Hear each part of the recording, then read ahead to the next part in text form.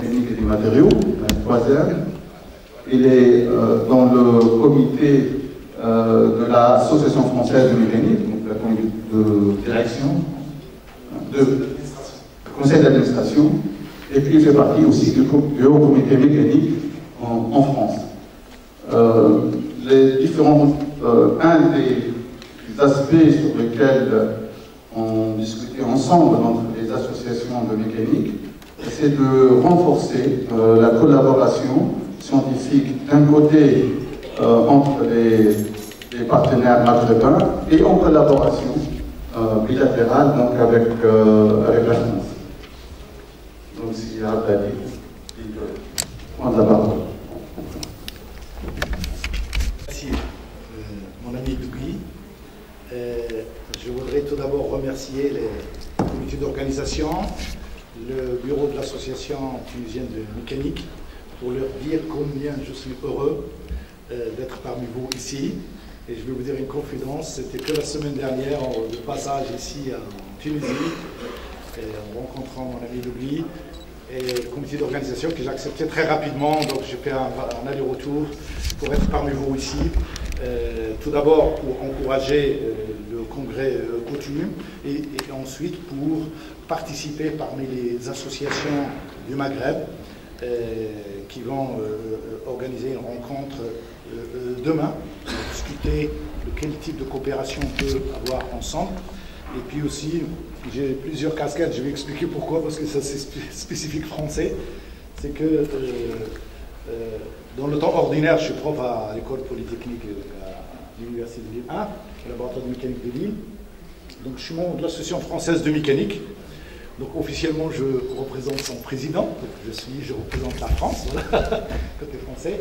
Et le Haut Comité mécanique est un organe qui est associé à l'Association française de mécanique, de réflexion sur tout ce qui est thématique liée à la recherche, à l'enseignement, formation et relations université-industrie, coopération aussi.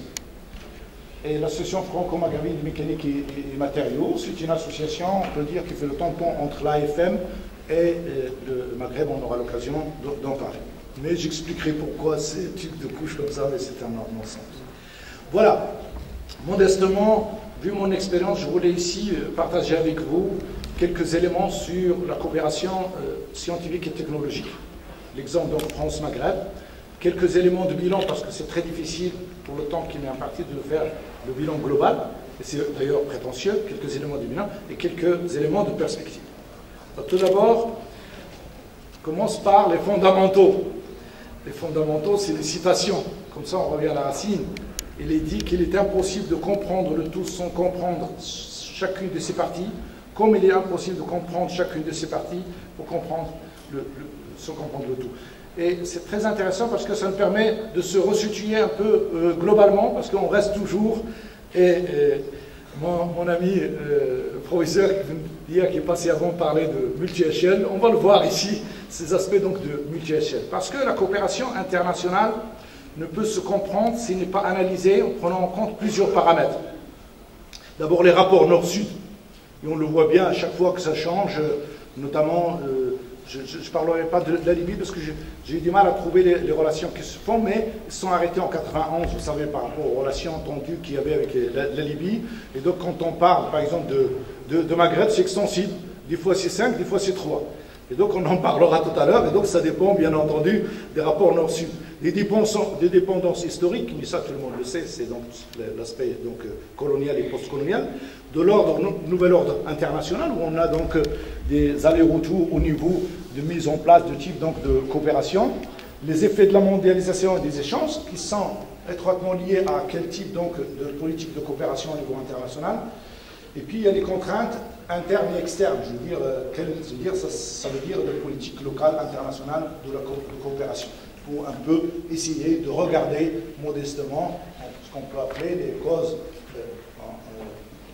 endogènes et exogènes de la coopération. Alors, deuxième élément, je voudrais qu'on se mette d'accord un peu sur ce qu'on dit là-dedans. L'action coopérée veut dire opérer ensemble. Et puis, opérer ensemble signifie que des deux côtés, on a des partenaires, ce qui n'est pas toujours d'ailleurs le cas. Coopérer, c'est aussi réfléchir C'est pas R, c'est agir. Donc c'est une erreur de frappe. Agir conjointement dans la durée. Et je pense que c'est très important que de voir ce type de définition. C'est pour dire qu'il y a une réflexion commune, et puis il y a une action et qui s'inscrit dans la durée. C'est la collaboration, c'est la concertation, c'est le partenariat, et surtout pas l'assistanat et l'aide. C'est deux choses totalement différentes. Si on inscrit la coopération scientifique et technologique dans le cadre de l'assistanat et l'aide, c'est qu'on passe à côté de la plaque. Ça, je crois que c'est un des points sur lesquels au moins on se met d'accord, et on sait bien que ça se pratique dans un certain nombre de pays. Alors, après, la coopération dans quel sens? En général, donc, coopération nord-sud, j'ai mis des flèches comme ça, mais on peut discuter, si vous voulez, plus tard, quand on verra là, comment les choses se passent. Ça signifie que tout ce que j'avais dit avant doit se faire d'une façon mutuelle sur cette réflexion conjointe. Et puis, notre bémol, il est dans cette partie-là, la coopération sud-sud, qui aujourd'hui, elle est, je dirais, presque au point mort.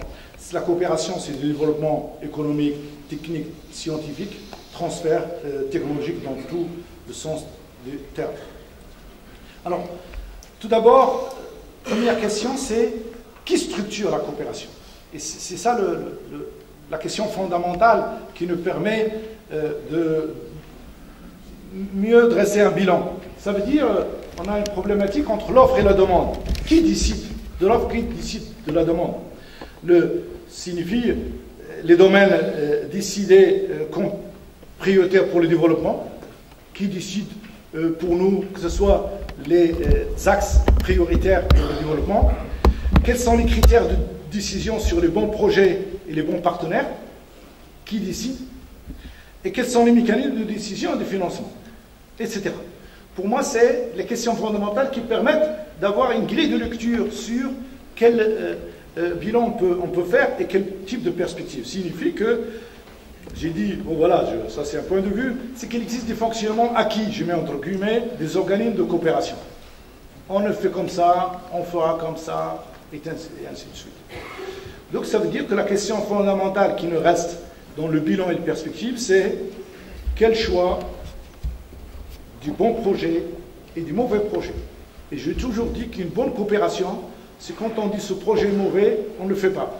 Ça signifie qu'on est arrivé à un stade où on ne veut pas faire un projet pour un projet, ou une coopération pour une coopération. Alors, je vais me limiter, bien entendu, à la coopération scientifique France-Maghreb.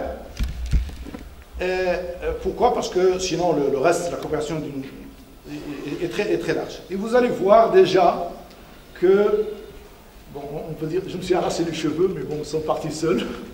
C'est complexe. C'est complexe parce que vous allez voir un peu comment... il y aura beaucoup d'écrits parce que je voulais quand même que la plupart des choses écrites ici, c'est officiel. Ce n'est pas mon point de vue, moi je le dirais oralement. C'est ce qui est écrit comme ça, au moins on sait de quoi on parle.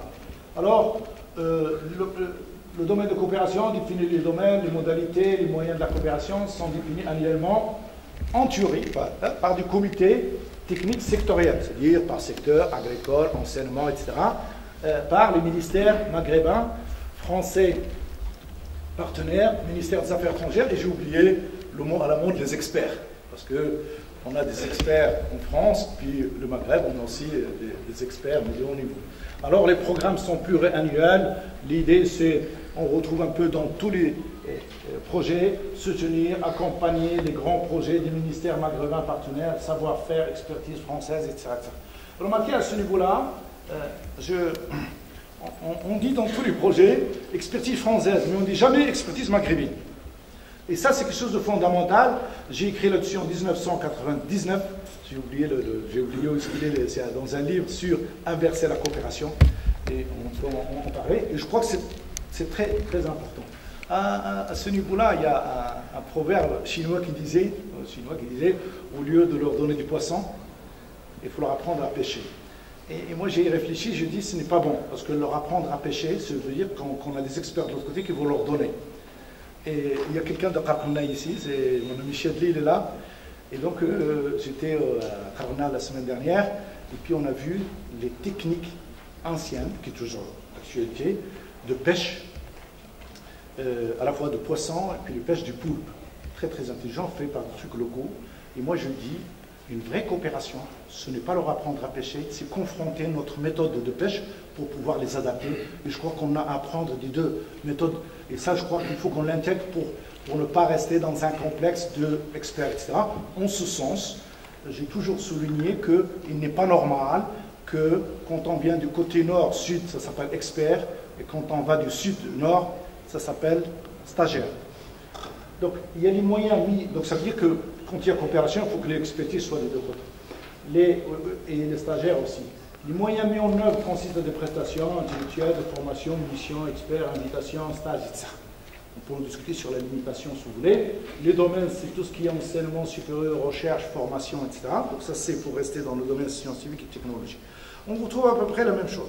Alors, les éléments du bilan, je me suis dit, je vais mettre à plat ce qui existe, en partie, à ma connaissance. Donc, toutes les actions de coopération scientifique et technologique France-Maghreb. J'ai numéroté 1. C'est ce qu'on appelle le partenariat Hubert-Curien, PHC. Tout le monde connaît, tout le monde a déposé ses dossiers, il y a ceux qui ont la chance d'y passer, les déçus, etc. Il s'agit de soutenir des échanges scientifiques et technologiques internationaux liés au ministère des Affaires étrangères. Là, pour le coup, il faut l'avoir. Donc, c'est le ministère des Affaires étrangères qui pilote, moyennant les mises en œuvre par les ministères concernés, bien entendu. Donc, vous voyez, il y a au moins, à chaque fois, 3 partenaires du côté de la France, sachant que de l'autre côté. Donc, en théorie, c'est des commissions qui sont donc, mixtes et des financements qui sont mixtes.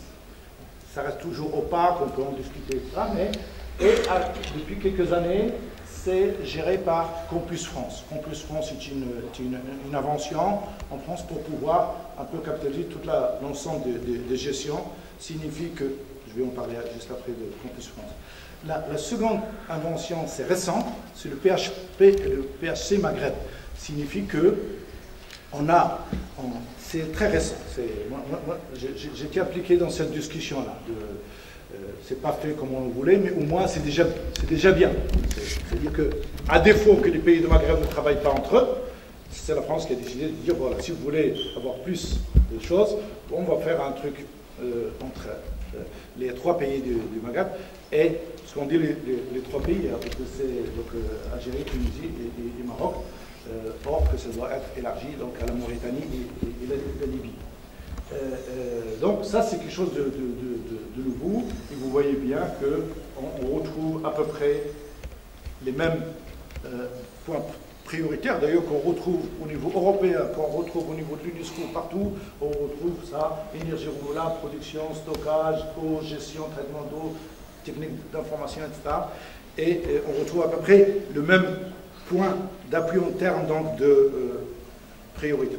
Alors, Campus France, 2 mots, c'est une agence, bien sûr, française, d'abord pour la promotion de l'enseignement, l'accueil et la mobilité internationale. Campus France s'occupe de la gestion des inscriptions étudiants étrangers, donc ça c'est, quand les gens veulent s'inscrire en France, ils doivent absolument passer par Campus France, et la gestion de toute la coopération passe par Campus France.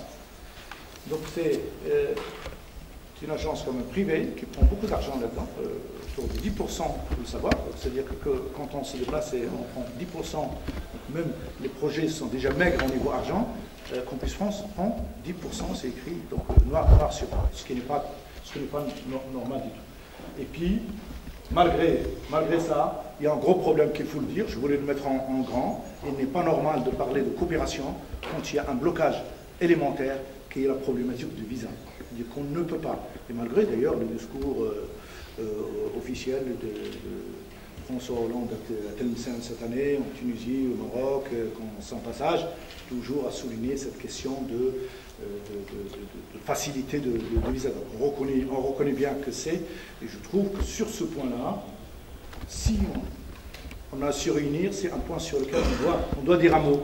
On doit dire qu'il n'est pas normal qu'un de nos étudiants, un de nos doctorants, un de nos collègues passe autant de temps à des allers-retours pour avoir le permis de passer de l'autre côté. C'est au moins, au minimum, on défendrait le laisser-passer, ce qui se fait dans tous les pays avancés, tel que le Canada, même les États-Unis qui sont des gars, le laisser-passer scientifique qui permet qu'on puisse y aller facilement. Comme moi, je suis parti, je suis revenu rapidement. Comme moi, je ne suis pas français, donc j'ai un passeport marocain, mais je peux revenir ici parce qu'il n'y avait pas de visa. S'il y avait un visa, je serais bloqué, je ne peux pas y aller comme je veux. Et donc il faut que cette liberté de passage doit être une des priorités sur lesquelles nos associations demain en parleront et le débat il est ouvert en France dans le cadre des actions intégrées. Je veux dire, l'année dernière, il y a un groupe qui a failli arrêter les CMEP avec l'Algérie sur cette question de visa parce que la procédure en Algérie est draconienne et même privatisée. Il y a un organisme qui fait l'intermédiaire, ce qui est très grave, ça revient très cher et ce n'est pas sérieux si on veut faire de la coopération. Donc j'ai dit, le troisième point, c'est l'agence universitaire, l'AUF. Tout le monde sait qu'est-ce que c'est, personne ne sait comment ça fonctionne, mais en tout cas, on retrouve la même chose. Donc j'ai repris la définition. L'AUF, c'est aussi l'organisme qui fait soutien à la recherche, financement des projets, colloques, rencontres, académiques, et de domaines prioritaires pour le développement. Voilà. Qui décide des domaines prioritaires au développement? Ah, c'est pas. C'est des experts derrière, etc., en parallèle à ce que j'avais dit auparavant. C'est aussi soutien à la formation, à l'organisation de stages, séminaires, pour la codiplomation. Donc on retrouve un peu des phrases toutes faites qui ressemblent à ce qu'on avait dit auparavant. Quatrième, c'est l'IRD, l'Institut Recherche-Développement. L'IRD est un organisme de recherche français qui répond avec ses partenaires du Sud aux enjeux internationaux de développement. L'établissement public à caractère scientifique et technologique est placé sous tutelle, donc le ministère chargé des Affaires étrangères, chargé au niveau de la recherche et affaires étrangères. Donc il est sous tutelle. Au sein de l'IRD, vous voyez un peu, et vous allez comprendre dans ma conclusion, à l'intérieur de l'IRD, il y a une agence interétablissement de recherche pour le développement au niveau donc des pays du Sud pour constituer un pôle interétablissement à l'intérieur de l'IRD pour développer tout ce qui est objectif de l'IRD. Cinquièmement, chose qu'on en parle très peu, c'est l'Académie des sciences. Contrairement à ce qu'on pense, on avait des collègues qui étaient à l'Académie des sciences. L'Académie des sciences a mis en place depuis une quinzaine d'années le COPED, c'est le comité pour les pays en développement. Ils ont même, c'est je crois le professeur Gros, qui est le secrétaire perpétuel de l'Académie des sciences, qui préside ce comité-là. Alors, ce comité-là travaille en lien donc, sur la question de la technologie entre la France et l'Afrique. Alors, j'avais listé, mais je n'ai pas mis ici, sur tenant dépend des organismes. Soit on dit Maghreb-France, soit on dit rive méditerranéenne-France. Après, on dit Afrique, mais Afrique subsaharienne et Maghreb, ou Afrique du Nord et Afrique subsaharienne. Donc je crois aussi qu'il faut qu'on se définisse nous-mêmes bien pour que les choses soient très claires. Alors l'Académie des sciences a organisé de nombreux forums et colloques, par ailleurs très intéressants. J'invite à y aller sur le site pour rechercher des documents vraiment de grande valeur. Je vais donner quelques exemples tout à l'heure. Regroupement des scientifiques français et africains, par exemple sur des problèmes généraux de la recherche, sur l'enseignement et la formation, sur les questions spécifiques concernant la santé, l'agriculture, la nutrition, mais les ressources naturelles. Ça veut dire que l'Académie des sciences joue vraiment son rôle là, sur des thématiques bien précises. On se réunit, soit au Sénégal, en France et ailleurs, pour produire un certain nombre de documents.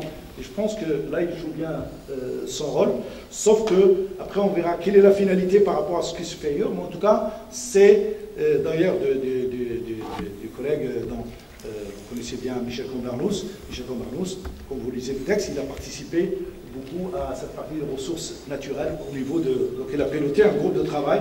C'est ce que j'ai découvert. Là, vraiment, j'ai découvert ça, moi, sur cette affaire.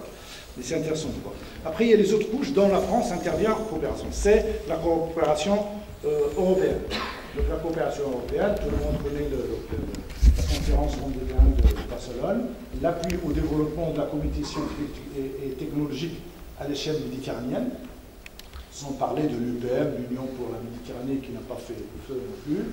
et la construction de la société d'information euro-méditerranéenne en communication, formation et recherche. Vous avez ce qu'on appelle l'opération, le projet EMEDIS, et j'ai juste dit, parce que juste après, il y a un collègue qui interviendra sur Horizon 2020, je ne dirai pas grand-chose là-dessus. Je voulais juste dire qu'à l'échelle, il y a ces échelles-là, mais il y a une autre échelle sur laquelle on a une branche européenne qui parle de partenariat 5+5. 5+5, là on considère les 5 pays du Maghreb, plus le Portugal, l'Espagne, France, Italie et Malte. Et d'ailleurs, notre ami Michel Combarlos est un combattant de 5+5 parce qu'il dit que l'avenir de la région méditerranéenne, c'est 5+5 et avec les pays subsahariens. En tout cas, ça nous donne des pistes de réflexion sur comment on puisse donc s'organiser. Septièmement, il y a maintenant la couche UNESCO. L'UNESCO et les politiques scientifiques. Alors, l'UNESCO a mis en place ce qu'on appelle la STI, Sciences, Technologie, Innovation, sur lesquelles il y a beaucoup de choses de faites, sont reconnues universellement par les Nations Unies comme de puissances stimulant au développement économique au niveau national et comme des facteurs clés pour la réduction de la pauvreté, prévention des maladies et la conservation de l'environnement. Ça veut dire quoi? Ça veut dire qu'on reconnaît internationalement que tout pays a le droit à un développement scientifique, technologique et à l'innovation. Ce n'est pas un luxe. Je crois que qu'on doit avoir ce discours-là, il n'y a pas de complexe à faire. Il n'y a pas des pays qui sont dédiés à avoir la recherche et d'autres pays qui sont condamnés à rester, à manger du pain dans leur coin et c'est tout. C'est un droit. Il ne peut pas avoir un développement d'un pays s'il n'a pas développé cet aspect scientifique, technologique, de l'innovation, tel que c'est inscrit au niveau des Nations Unies. Et l'UNESCO développe le renforcement des capacités scientifiques pour le développement durable. Et donc, quant au gouvernement, c'est les Nations Unies, ils doivent non seulement revoir comment sont dépensées les ressources en sciences et technologies, mais aussi comment ces dépenses, faites au meilleur escient, peuvent se révéler plus efficaces. Ça veut dire qu'au niveau des Nations Unies, on exige de nos gouvernements à faire de telle sorte que les sciences et les technologies soient vraiment une priorité. C'est quand même important. Alors, quelques initiatives de l'UNESCO, il y en a plusieurs. Initiatives pour la politique, sciences et technologies, les STI. Il y a un travail qui a été fait, donc c'est publié sur trois axes que vous avez ici, sur toute la politique sciences, technologies et innovation en Afrique, le renforcement de l'enseignement technologique en Afrique et la mise en place d'un campus virtuel en Afrique. Les trois éléments ne peuvent qu'adhérer parce que c'est quelque chose de formidable. Il y a beaucoup d'écrits. Maintenant, il faut voir à l'échelle pratique comment cela se passe. Alors, pour finir, je vais donner quelques rapports, colloques, bilans, parce que je ne suis pas le seul à faire des bilans, mais on a plein de bilans. Il y a même des bilans très bien au niveau des affaires étrangères en France. Alors, au niveau de l'UNESCO et de l'AUF, il y a un groupe maghrébin sciences et technologies pour le développement au Maghreb. À l'échelle de l'UNESCO, ils ont leur siège à Paris, et qui est piloté par cette association-là, l'Union internationale des ingénieurs et des scientifiques utilisant la langue française, UESF, qui est sous l'égide de l'AUF et de l'UNESCO, et qui organise avec l'Académie des sciences, ce que j'avais dit et produit un certain nombre de rapports sur des thématiques bien précises. Et je pense qu'il y avait en Tunisie, il y avait une des rencontres qui a donné lieu, beaucoup de collègues tunisiens qui ont participé. C'était ça, science, ça s'appelait d'ailleurs comme ça, science, enseignement et technologie pour le développement en Afrique, organisé conjointement par l'Académie des sciences en France, par le COPET et par aussi l'Académie nationale des sciences et technologies du Sénégal. C'est quelque chose qui est passé au Sénégal.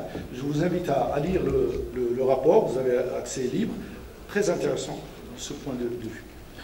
Et puis on a aussi, c'est pour ça que je vais montrer au comité, on aime bien en France les hauts comités, d'ailleurs même au Maghreb on les met, Al-Ulia, ça fait toujours bien, c'est sérieux.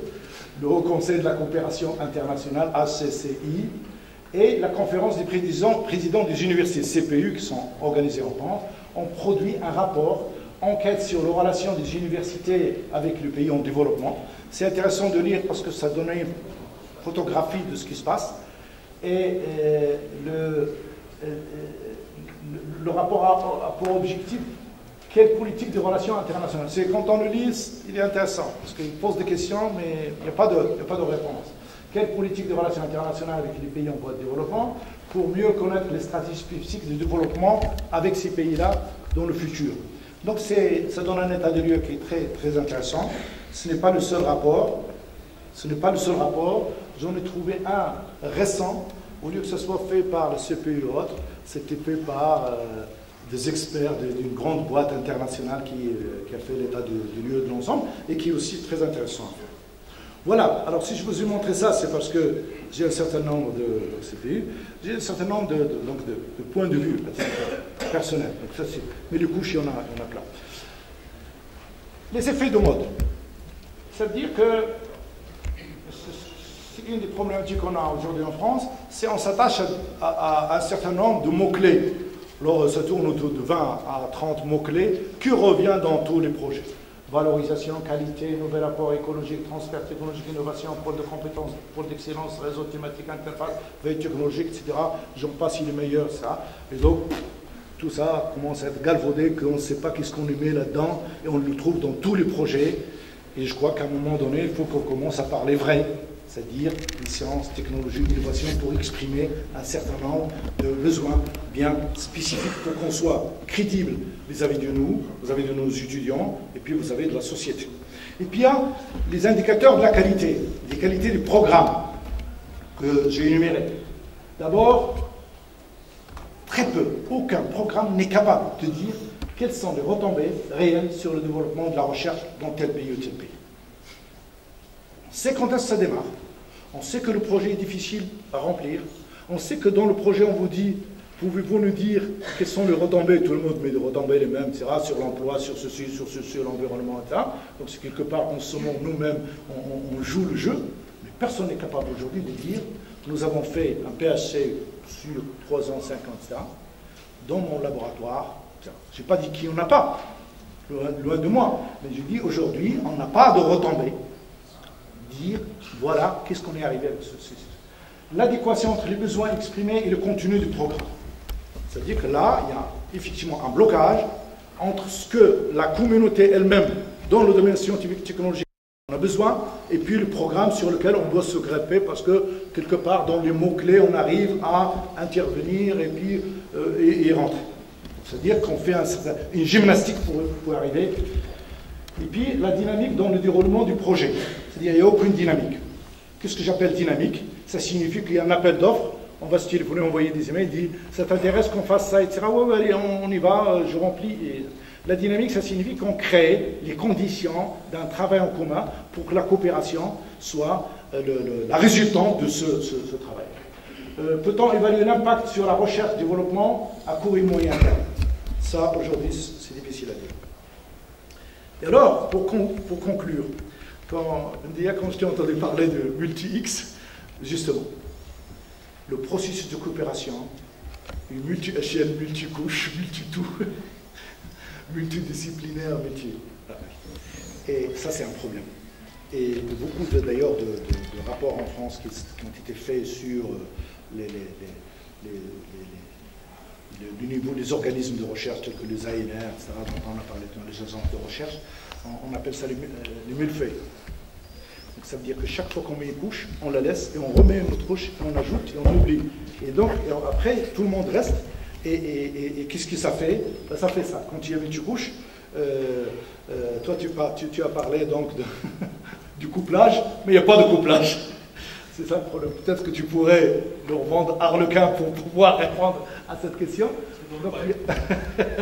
Donc il y a un manque de coordination entre les organismes des décideurs et tout le reste. Et je mets en responsabilité nous-mêmes. Parce que quelque part, on fait partie de ce système-là. On ne va pas dire que c'est la faute aux autres. On est aussi dans la partie utilisateur, etc., ou acteur. Absence d'une véritable concertation avec les acteurs, universitaires, chercheurs, industriels, autres. Il n'y en a pas. Même nous, on ne se la donne pas.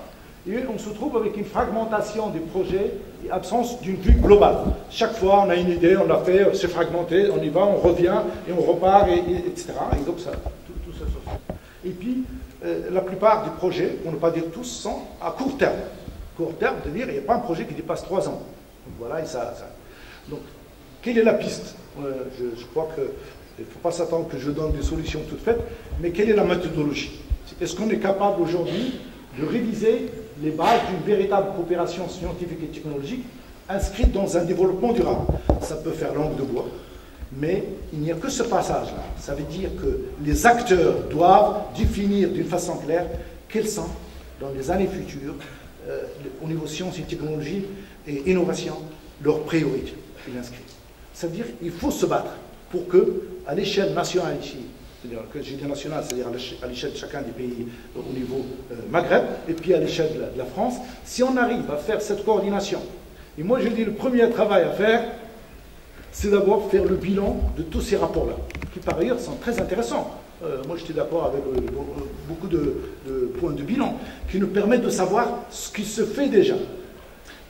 Quand on va avec des listes comme ça, on leur dit, mais vous voyez, il n'y a pas de lisibilité, on ne peut pas lire, parce que l'AUF va de son côté, lui il va de son côté, et je vais vous dire, j'ai trouvé du recoupement. Au niveau même du colloque. Il y a les jets qui se font à Marrakech, ressemblent à ce que font l'AUF avec le même thématique que les journées matériaux qui se font ici, et j'en ai vu multi les mêmes. On a les mêmes soucis, chacun le lit à sa façon, et on n'arrive pas à y arriver. Voilà. Et pour finir, puisqu'on est des mécaniciens, j'ai trouvé un exemple de mécanique. La coopération, c'est comme une bicyclette, comme avançant, qu'elle trouve son équilibre. Et merci. Merci pour ce relatif. Est-ce qu'il y a des questions?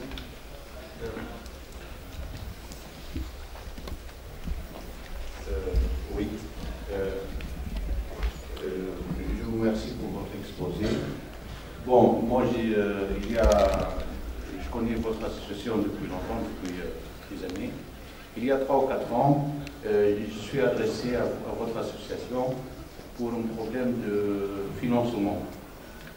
Alors, je vous contacter pour que ça permette, est-ce qu'il y a des fonds de l'association, pour un budget de l'association, qui permet aux chercheurs de faire des placements, de faire des placements, etc., etc. Alors, vous ne répondez pas. Quand il s'agit d'un problème de financement, il n'y a aucune réponse. Je ne sais pas pourquoi. Quand vous parlez de dessous, non, il y a aucune réponse. Vous jetez le courrier. Alors, là, c'est pas question. Moi, je suis très clair là-dessus. Oui. Les associations n'ont pas à s'occuper des finances, si on se trompe. Ils n'ont pas à s'occuper des finances. Ils peuvent rédiger des projets, ils peuvent aider à coordonner, ils peuvent aider à passer le message.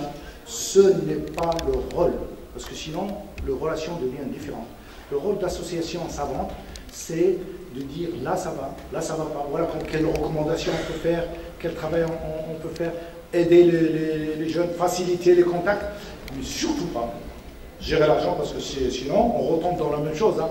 Vous donnez à n'importe quelle association de gérer l'argent, il fera pire que l'AUF. Est-ce qu'il y a d'autres questions? Concernant l'accréditation des institutions, si vous avez une idée concernant l'accréditation des institutions universitaires, actuellement, principalement pour les institutions de formation d'ingénieurs, nous sommes en train de mettre en place une stratégie pour cette accréditation. Nous avons pris contact avec des sociétés savantes, des institutions étrangères, mais je voudrais avoir un peu, si vous avez une idée concernant ce projet, parce que c'est extrêmement important. Bon, quand même, nous avons un bon niveau en Tunisie, mais bon, qui a l'air de la tendance de se dégrader cette dernière décennie. Nous désirons maintenir ce niveau et éventuellement l'améliorer. Moi j'ai des réticences là-dessus, mais je vais répondre tout ce que je fais aussi. Parce qu'on recopie le système français, ça y a rien à dire, on est d'accord là-dessus. Vous avez le système université, le système école. Le système des écoles est géré en termes d'accréditation par la CTI, Commission des titres d'ingénieur. Tous les 6 ans, il vient, puis bon, on passe, c'est le truc d'évaluation. Alors, c'est quoi la CTI? C'est composé de 3 partenaires, c'est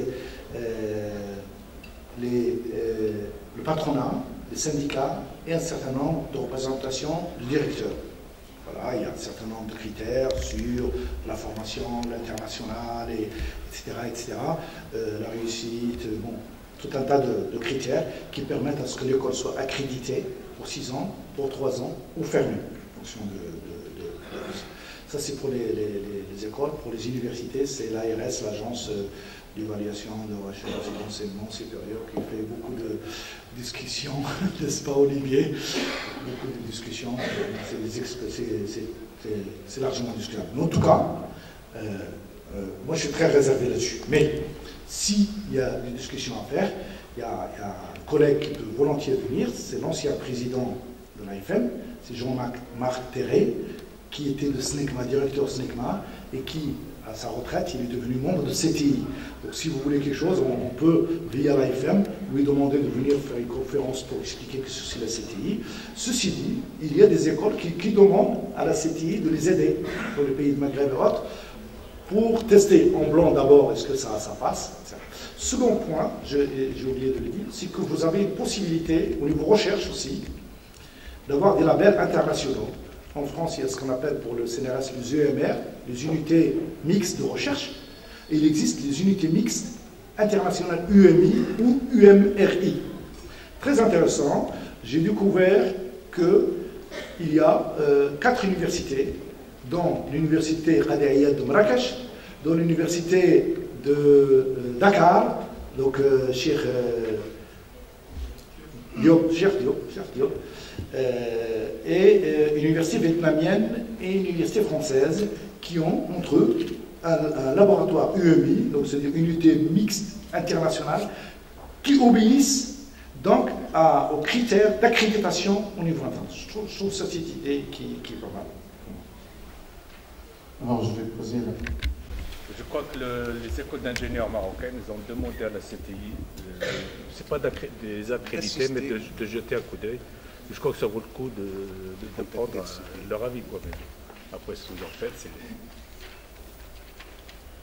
Il va être, si on focalise maintenant en termes de coopération dans le domaine de la recherche, etc., dans le domaine de la mécanique. Quel est, à votre avis, le rôle que peuvent faire les associations de mécanique, donc maghrébines, avec la FEM, etc., pour pouvoir un peu renforcer, un peu dynamiser, un peu pour constituer le plus rapidement possible une communauté alors, de mécaniciens, communauté tunisienne, marocaine, algérienne, communauté maghrébine, communauté méditerranéenne, etc. Relatif à la discipline mécanique. Moi, on regarde ce que je dis ici. Nous ne pouvons pas faire l'économie de ne pas faire un véritable bilan de ce qui se fait. On ne peut pas répéter, dire voilà ce qui se fait aujourd'hui. Ce que j'ai oublié de dire, c'est que j'ai été voir les thématiques de coopération, parce que c'est ouvert maintenant, vous allez voir. Et il y en a qui sont, il faut être clair, moi je me sens carré là-dessus, il y en a qui sont sérieuses, qu'on sent qu'il y a une thématique, on sent qu'il y a des suites, on peut même dire quel relais ça peut être, et puis il y en a qui sont vides. Donc il faut qu'on ait le courage de dire, nous ne pouvons pas cautionner ces choses-là. Ça veut dire qu'il faut, pour moi, travailler sur un rapport, c'est-à-dire qu'il faut faire une commission mixte, c'est toujours un comité, mais pas un comité, hein, juste comité mixte, entre les associations maghrébines et la F3M et l'AFM, pour pouvoir rédiger un rapport sur, le bilan de ce qui se fait aujourd'hui, ce qui va et ce qui ne va pas, et ce qui nous semble qui peut être amélioré, et faire un certain nombre de propositions, et de dire qu'on peut se mettre d'accord sur des rencontres annuelles ou biannuelles, dans lesquelles, avec l'ensemble de la communauté, par exemple, chaque fois qu'il y a un congrès dans un pays, on puisse ouvrir un débat comme ça va être lieu demain après-midi, pour exprimer l'ensemble des sensibilités et arriver à dire, voilà, moi, pour les 3 années à venir, voilà les thématiques qui nous semblent importantes. Et je pense que c'est notre rôle de faire ça, d'être un peu le groupe. J'aime pas le lobbying, parce que ce n'est pas du lobbying, parce que on ne cherche pas des places, mais on cherche à dire, voilà un peu les thématiques qui nous semblent à la fois défendues à l'échelle de chacun du pays, mais qui aussi peuvent faire le lien entre les différents pays. Et le dernier, c'est qu'il faudrait vraiment qu'on consolide l'espace maghrébin au niveau recherche et formation. Bien, merci, professeur.